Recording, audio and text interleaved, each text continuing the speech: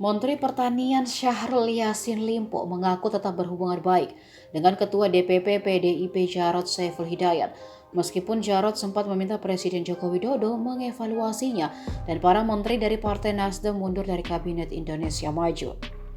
Ia bahkan mengaku tak mempermasalahkan komentar Jarod tersebut.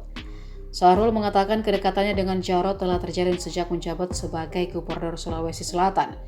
Lebih lanjut, Syahrul mengatakan ingin tetap fokus dengan pekerjaannya ketimbang mengkhawatirkan wacana reshuffle, sebab kebijakan perombakan kabinet tersebut berada di tangan Presiden Joko Widodo.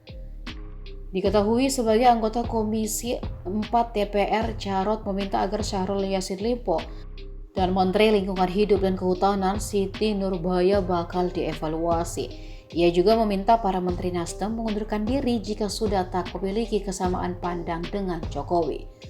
Untuk diketahui, 3 Menteri Nasdem yang berada di Kabinet Indonesia Maju adalah Syahrul Yassin Limpo, Siti Nurbaya, dan Menteri Komunikasi dan Informatika Johnny G. Plate. Hubungan Nasdem dan PDIP diduga mengalami kerenggangan pasca Surya Paloh memutuskan untuk mengusung Anies Baswedan sebagai calon presiden.